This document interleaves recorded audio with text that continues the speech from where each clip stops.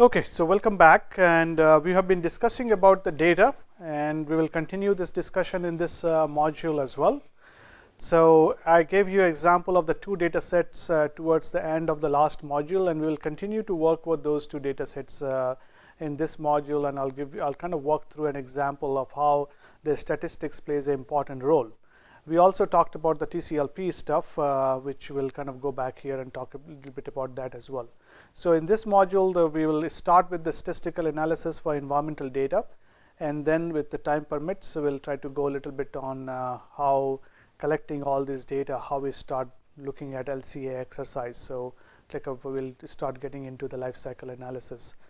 If not in this, then definitely in the next module we'll do that. So in terms of the statistical analysis, if you remember from the previous module, I showed you this data set where we had 29 samples, variability from 1 to 9, and if you haven't reproduced this slide again over here, but if you remember, we had a nice bell-shaped curve, which was the normal distribution. So for the normal distribution, we'll call this particular data as the data set 1. So this is our data set 1. And for this, if you find out the arithmetic mean, that comes at around 4.83 milligrams per liter. Standard deviation is 2, variance is 4, and for this case, we think that it is likely that the data is normally distributed, especially when you have the arithmetic mean is greater than standard deviation as well as variance. The chances are that the data is normally distributed.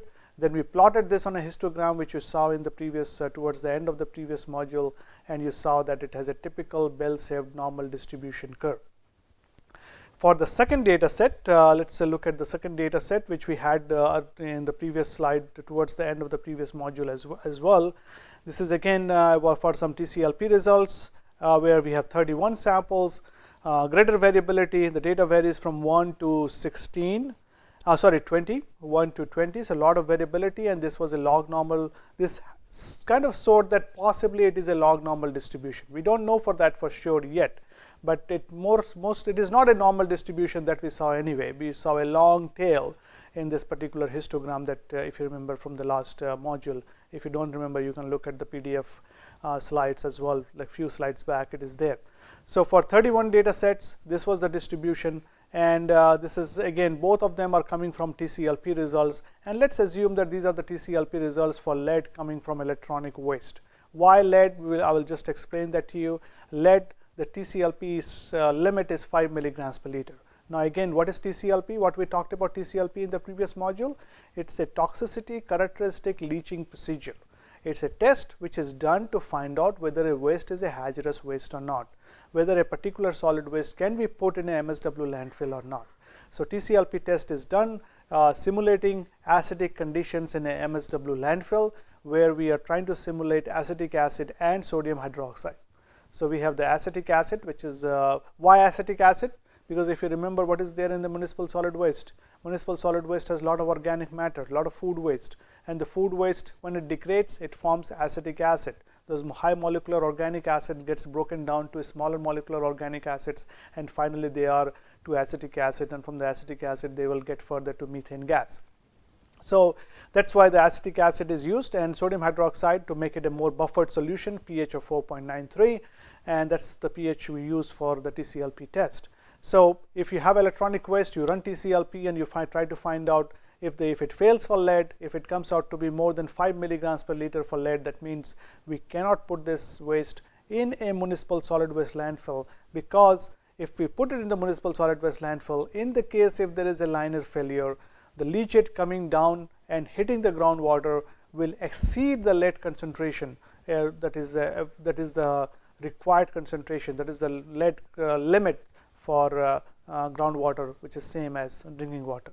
So that's the rationale behind doing the TCLP and all that, and we don't just kind of give overview since we have been looking at this data. So again, 2 data points, 2 data sets. This is the second data. Now if you look at the second data set, arithmetic mean is 5.32, standard deviation is 4.1, variance is 16.8. Since the arithmetic mean is, although it's greater than the standard deviation, but it is less than variance, so it is likely that the data is not normally distributed, and we saw that in the histogram as well, which has a long tail. So If it's not normally distributed, what we can do with that? If the data is not normal, then what we do? The first thing we do is we check whether the data is log normal distributed. So what is the meaning of log normal distribution? We will take the log value of that, you took a log transform of the data and check for normalcy again. So the data points, if you do the log transformation, they should show up, the log transform data should show a normal distribution. So environmental data most of the time are log normal distributed, as I have mentioned earlier as well. So if we do the log transform of the data of the second data set, which was not normal distributed, we find arithmetic mean to be 1.46, standard deviation is 0.65, and the variance is 0.42. So these values came after we remember that particular, so if you go back to this data set, we took this data set, we took the log value of this, then for this 31 data set, we have for the individual data, we have the log value, and then we took the log value, and then we have taken the arithmetic mean and the standard deviation of the log transform values from there. So these are not the actual data, it is the log transform data. So the mean of the transform data is greater than the standard deviation and the variance of the transform data. So that is reasonable to treat the original data as log normal distribution, because the transform data shows to be normally distributed. So that means the original data is log normal distribution, which we kind of saw in that histogram as well. Typically the long tails, it basically signifies that it is a log normal distribution. So when we have the mean of the transform data back, if you have looked at some of this literature, you may have seen arithmetic mean and geometric mean. So this geometric mean means when you have a log transform data, when you have a log normal distribution, the mean of the transform data is transformed back. So here the mean was, if you look at the previous slide, the arithmetic mean of the transform data is 1.46. So the geometric mean of the original data is 4.28. Now what is this 4.28? 4.28 is essentially e to the power of 1.46, because we have taken the log, so now we are taking anti-log. So this is e to the power of 1.46 will give you 4.28 milligrams per liter. If you have a calculator in hand, you go ahead and check it, it should match. So e to the power of 1.65 will give you 4.28 milligrams per liter. So that's what the geometric mean that you will see. This is called geometric mean, just to distinguish between arithmetic mean. This is because arithmetic mean usually we use it for the normal distributed normal distribution. For the log normal distribution, we call it a geometric mean. So this is the geometric mean is 4.28. Now if the data is neither normal nor log normal distribution, then what you will do? So in that case, you can find another distribution. You can use a more advanced statistical methods, that is non-parametric method. In the environmental field, this environmental statistics is itself a very big area of work, research, as well as teaching. Some places there is a course taught at the PhD level or at the MTech level as an elective for the MTech level on environmental statistics, where people go in more detail about in terms of different distributions. There is, if you Google, I call it a Professor Google actually, if you Google and you will go and you can find out a EPA document on around 550 to 600 pages document, just focused on how to handle different types of environmental data. So the statistical methods have been proposed for advanced statistical methods to deal with different kinds of data. So that's very much important in terms of the data analysis. So for this class, for this particular course, let's just don't worry too much about the other statistical methods. We will not go there. We will assume like for most of the data, since most of the data is either normal or log normal, so we are kind of covered well. For some of the very specific cases where either neither nor normal nor log normal, that's we will leave it for our some PhD students and other stuff to deal with that in their research. But for this course, we will not worry too much about those aspects in there. So if you have just for your information that this slide was there, just to kind of give you some information that in case this is not this normal distribution, there is a way to do it. So if you just for your to take care of your curiosity, if you have the curiosity, which you should have. So now if you remember, for both the samples, as I said earlier, if you said that both the data set, if it's for lead where the TCLP limit is 5 milligrams per liter. Now the arithmetic mean for data set 1 is 4.83, The geometric mean for data set 2 is 4.28, and both are less than 5 milligrams per liter. And these are based on 29 samples and 31 samples. So they are a good number of samples, but still they are a limited number of samples too, because it depends on, if you remember what we said earlier, is more the variability, more the samples we need. So since we have used 29 and 31, so that's a good number of sample, but still it's may not be, we have to kind of look at going from this now sample mean to the population mean. So if you remember from your statistics class, at the very beginning of the statistics class, it's whatever course, whichever year you took the statistics, you had this concept of sample mean to population mean. So we will try to go there and we'll see whether this sample with the 29 or 31 that we have collected, for based on which we are getting the numbers as 4.83 milligram per liter for data set 1 and 4.28 milligrams per liter for data set 2. In this case, both the data set, both the scenarios is passing TCLP for lead. But what about if we incorporate its uncertainty and incorporate if we do the data like a statistical analysis on that. So for this, try to calculate the population mean. So we need to factor when we go from sample mean to population mean, we incorporate what is known as uncertainty.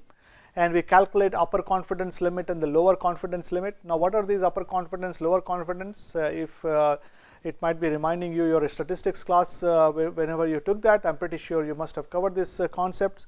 So this UCL is a conservative estimate. UCL is a conservative estimate of the mean that takes into account uncertainties in the data set. So since the data set may have certain uncertainties, like how you sample it, how the sample was analyzed, and how good the sample in terms of population, so representing the real scenario. So for that, it is associated with some degree of statistical significance. So we look at what is the statistical significance. Usually we use 95% UCL or 99% UCL. Those things are used in terms of calculating this upper confidence limit. So if you look at here, this is an example, this is like equation we typically use for UCL.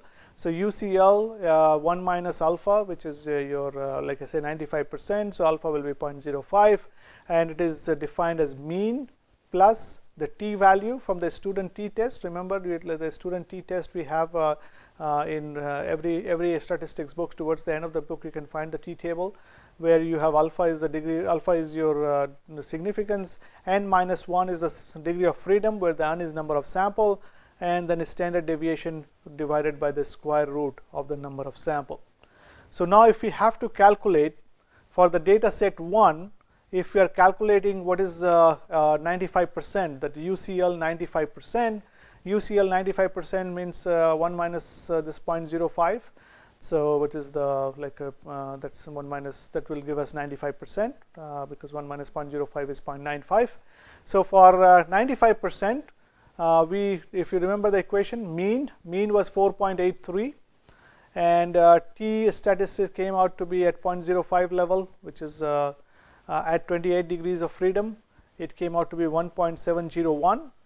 Standard deviation was 2, number of samples was 29. So the square root of 29, and then if you do this calculation at 95% limit for the upper confidence, you get a value of 5.46. Now this 5.46 is greater than 5 milligrams per liter. So although your arithmetic mean showed at like a 4.83, which was meeting TCLP standard, but when you went to incorporating uncertainty, when you went to the population mean at 95% confidence interval for upper confidence in limit, you see that the value actually comes out to be higher than 5.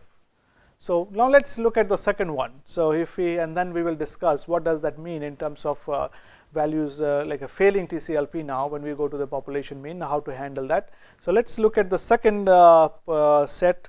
So in the second data set, as you can see on this slide over here, for the same 95%, for 95% confidence limit, we are trying to calculate it. Here your mean was here, remember these equations for t-test, g-test, upper confidence limit, lower confidence limit, they assumes that the data set is normally distributed. So that's why when you see the number on this particular slide over here, we are using this this value that we are using in this particular equation is 1.46. So which was if you remember, that geometric mean was 4.28, but that 4.28 came because it was e to the power of 1.46. So here we are using the values of the transform data. So the standard deviation value is we are using it for the transform data, the mean value we are using it for transform data, because the transform data is normally distributed. And as I said, for t-test, g-test, upper confidence limit, all these calculation is based on normal distribution. So that's why we are using the log transform data. So you need to be very, very clear about that. That there should not be any confusion on that. So why we are using log transform data, because the equation, the basics of the equation assumes that we are working with a normal distribution. So the log transform data that we had from the second data set was normally distributed that we looked at earlier. So that's why. So come back to this equation now. So here if you look at 1.46, that's the log transform mean. We get the t-status value at 0.05 level and 30 degrees of freedom, because 1 minus 0.05, so that's the 95%. So this is alpha is 0.05, and we get the value of 1.697. You can get it from any t-test. Look it up any statistics books and you will find this number. The standard deviation n was 31, so square root of n, again the same equation, and then you get a value of 1.65. So this 1.65 value of UCL 95% is of the log transform data, and to get it the actual value, so the geometric mean for the population, will take the anti-log. So anti-log will be e to the power of 1.65. So that's why you see over e to the power of 1.65, and that gives you a value of 5.19. So in both the cases, for the data set 1 as well as for the data set 2, we are getting a value of the population mean at 95% upper confidence limit to be higher than 5 milligrams per liter. So we are in a dilemma now. When we look at the sample mean, the sample mean was passing TCLP, but when you go to the population mean, they are failing TCLP because the TC limit was 5 milligrams per liter. So what you will do? What you will do in this scenario, say if you are a regulator or if you have to make the decision, what you will do for in this scenario? What does that mean? That again, these data sets that I have showed you, they are not, I want to tell you that these are not actual values. These are the values that I have cooked up, because just to illustrate some point here, just that these are the scenarios that you will deal with when you are looking at the environmental sample, where things will be very tricky, and this situation do show up. So here, what option we have? One option we have is if you are a regulator, if you say work for a state pollution control board, central pollution control board, you just tell that industry, the industry which whoever is producing this waste, this is your hazardous waste, because when I do the statistics, it came out to be a hazardous waste. So you have to manage it as hazardous waste. The problem with that is the hazardous waste is very, very expensive to manage, sometimes 100 times more expensive to manage than a non-hazardous waste because of the stricter regulation. And so in that case, what as an industry, I may come up with an argument, say if I'm running the industry, I will come up with an argument that let me go back and do more sample, because that's the problem, isn't it? So because there is so much difference between the population mean and the sample mean, so that means the sample is not really able to predict the population mean that nicely because of the heterogeneity of the sample. So to deal with the heterogeneity of the sample, if we go back and do more and more analysis, we may probably be closer to the the population mean, and in that case, even if it comes out to be above than 5, then of course we have to deal with as a hazardous waste. So that's kind of some idea about how things are managed in terms of like a hazardous waste or not, like in terms of environmental sample. So next, let's look at what are the other issues in terms of the environmental sample. Like if you have a detection limit, if you remember in the previous module, we'll talk about detection limit. So detection limit, what is detection limit? It's the lowest concentration that an instrument will give you with a 95% confidence that yes, the number is correct, number is above 0, and it is correct. Say if you are running a particular instrument, any instrument, when you run the sample, it will give you a number. But whether the number makes sense or not, It's you as a researcher, you as a MTech student or a PhD student or a BTech student, whoever you are watching this video, it's your responsibility to make sure that the data is correct.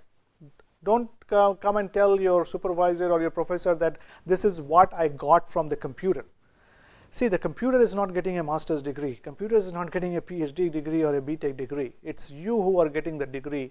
So as a researcher in training, you need to make sure that the number that you are reporting in your thesis, in your report, in your dissertation is the correct number.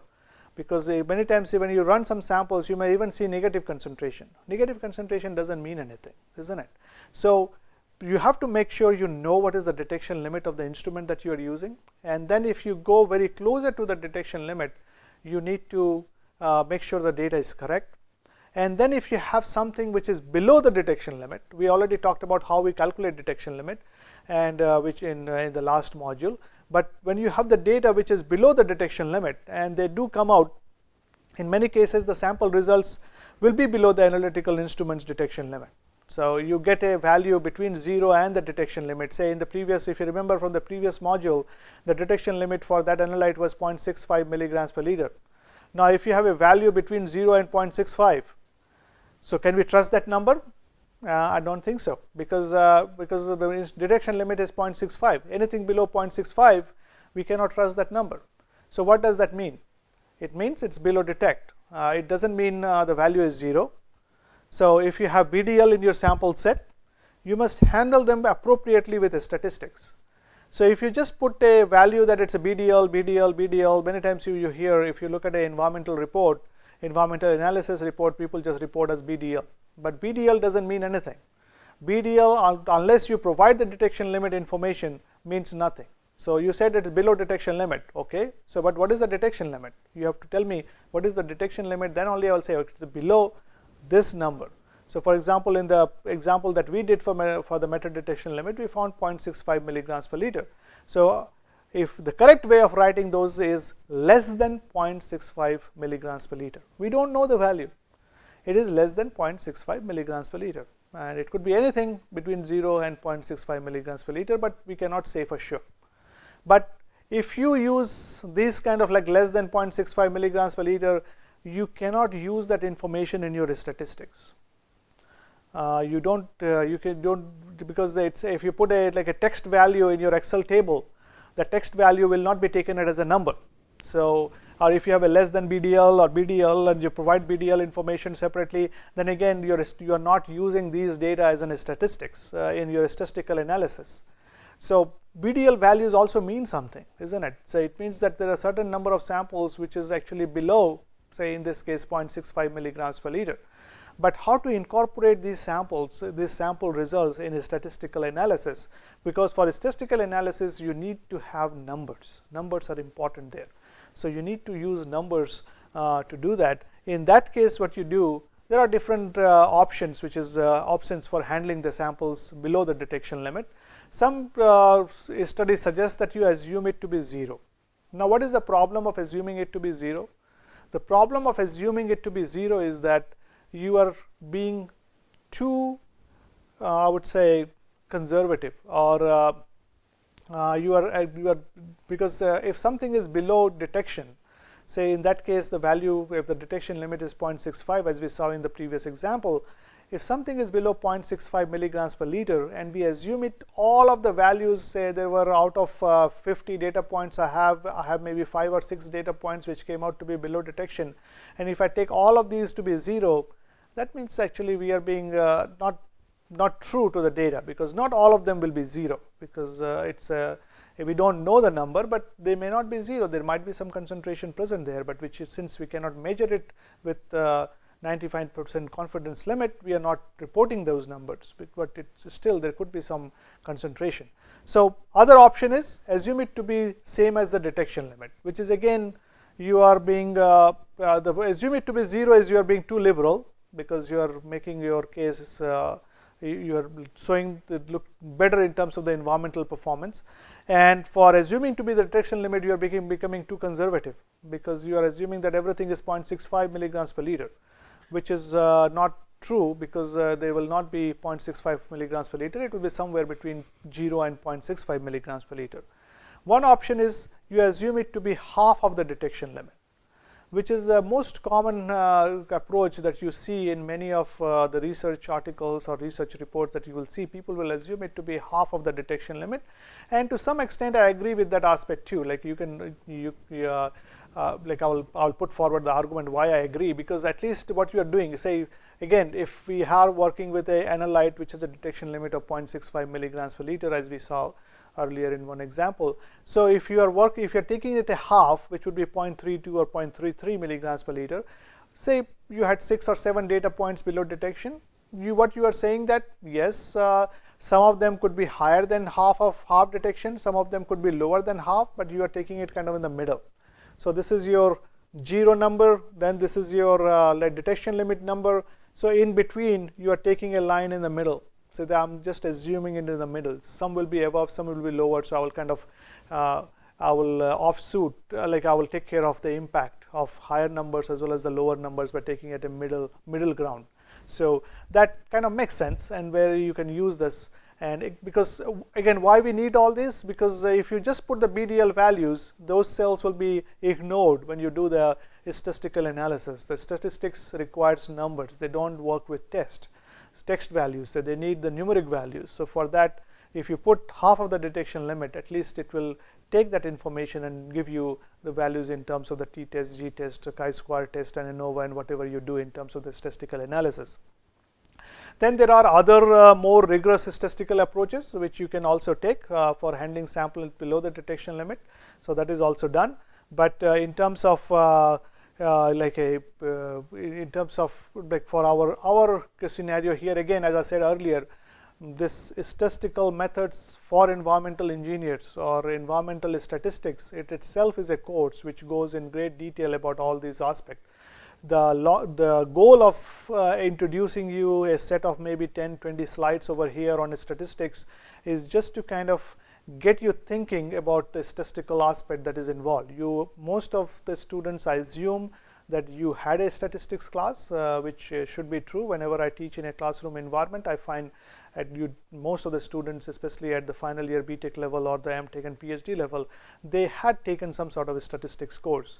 So you do know some of this stuff, but you may not know from an environmental analysis perspective. So I just wanted you to start thinking more in the environmental line, because what kind of data analysis you will need, because in terms of the environmental sample. And these are just a very brief overview with a brief few examples illustrating few key points and how to handle the samples below detection, how to calculate method detection limit, how to go for 95% confidence level, how to go from sample mean to population mean. So these are just like an overview of basic environmental environmental analysis for like a statistical analysis for environmental sample, so environmental data. So this will give you a good kind of background when we start looking at data in terms of LCA method, LCA analysis, so life cycle assessment calculations.